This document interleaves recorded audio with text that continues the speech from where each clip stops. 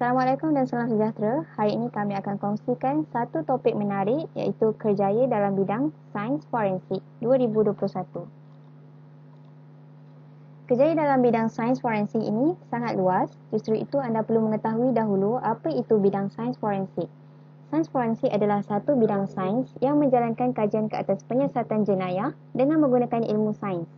Ilmu bidang sains forensik dalam penyiasatan adalah termasuk kimia, biologi, fizik dan juga teknologi maklumat.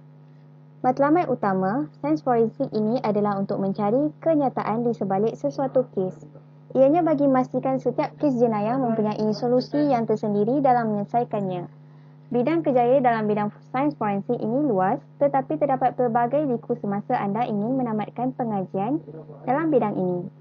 Justru itu, setiap calon lepasan STPM dan setaraf dinasihati untuk memastikan anda memilih bidang ini kerana minat, bukan kerana paksaan.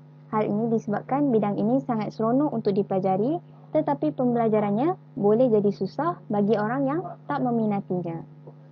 Pastikan ada minat, baru boleh memohon untuk bidang ini. Kerjaya sains dalam bidang sains forensik 2021. Terdapat pelbagai pecahan kerjaya dalam bidang kerjaya sains forensik ini. Antara bidang yang kami akan kongsikan dalam bidang sains forensik adalah yang pertama, pegawai sains forensik. Menerusi Portal Suruhanjaya Perkhidmatan Awam Malaysia (SPA), pegawai sains forensik ini adalah kategori pegawai sains grade C41. Mereka akan diletakkan di bawah kumpulan pengurusan dan profesional tangga gaji bagi pegawai sains forensik bermula dari RM2,317 sehingga RM9,620 bergantung kepada jawatan. Tugas pegawai sains forensik adalah merangkumi aspek pengendalian yang pertama spesimen mediko-legal, yang kedua analisa spesimen mediko-legal, yang ketiga pengurusan makmal forensik. Kelayakan asas menjadi seorang pegawai sains forensik adalah memiliki sekurang-kurangnya yang pertama ijazah sarjana muda sains dalam bidang sains forensik atau ijazah sarjana muda sains forensik kepujian. Yang kedua, forensik antropologi. Forensik adalah perkara yang bersangkut paut dengan mahkamah perundangan atau dengan perkataan yang lebih mudah adalah orang biasa. Manakala antropologi pula adalah kajian terhadap manusia dari zaman dahulu sehingga zaman sekarang. Forensik antropologi merupakan satu cabang daripada antropologi fizikal dengan perbezaan kritikalnya. Mereka lebih tertumpu kepada pemeriksaan dan pengkajian ke atas rangka manusia pada zaman moden. Dalam arti kata yang lebih mudah, forensik antropologi merupakan salah satu pecahan kerjaya forensik yang melibatkan penyiasatan kes polis yang membabitkan tulang temulang manusia yang moden. Peringatan, penyiasatan kes kematian akan menjadi sukar sekiranya jasad yang diterima adalah dalam keadaan mereput, separa reput, tulang rangka sepenuhnya atau dalam bentuk serpihan tulang. Di dalam situasi ini, penemuan sebab dan cara kematian akan menjadi lebih rumit. Hal ini disebabkan tiada organ atau tisu untuk diperiksa. Kepentingan antropologi forensik dalam penyiasatan adalah bagi menentukan sebab kematian, cara kematian dan untuk mengenal pasti identiti tulang temulang. Yang ketiga, forensik arkeologi.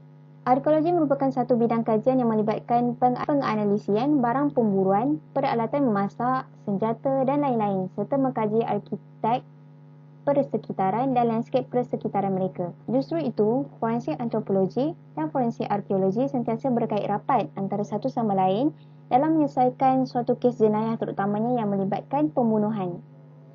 Tahukah anda terdapat beberapa jenis bahan bukti dalam penyiasatan yang melibatkan forensik? Antara bahan bukti penting dalam penyiasatan adalah bukti dari segi biologi, iaitu darah, air liur, semen, urin dan lain-lain.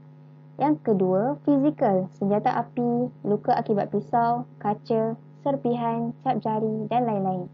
Dan yang ketiga, kimia, dadah, ubat-ubatan, produk, bahan api, pelencer, bahan pembakar dan lain-lain. Semua jenis bahan bukti ini penting semasa pembicaraan dalam mahkamah. Justru itu, ahli forensik wajib mempunyai bahan bukti ini bagi memastikan dakwaan yang dibuat tepat. Sekiranya para calon yang sedang memikirkan bidang yang anda mahu ceburi, salah satu bidang yang sukar tetapi menyeronokkan adalah cabang bidang dalam sains forensik. Hal ini disebabkan dalam bidang ini, anda akan dapat mempelajari pelbagai pecahan keadaan dan situasi untuk menyelesaikan sesuatu kes. Walau bagaimanapun, bukan semua pelajar forensik akan melibatkan diri dalam bidang penyelesaian jenayah. Terdapat juga pelajar sains forensik yang melibatkan diri dalam makmal, kajian atau pendidikan sebagai pensyarah. Justru itu, diharapkan dengan sedikit perkongsian ini dapat membuka mata para pelajar atau calon bidang apakah yang menjadi pilihan hati bagi menyambung pengajian ke peringkat yang lebih tinggi. Justru itu, kami sarankan pilihlah bidang yang benar-benar anda sukai atau minati agar lebih mudah anda memahami apa yang akan dipelajari nanti. Selamat majlis diucapkan kepada semua calon-calon. Sekian sahaja perkongsian pada hari ini. Bertemu lagi di video akan datang. Sekian, terima kasih.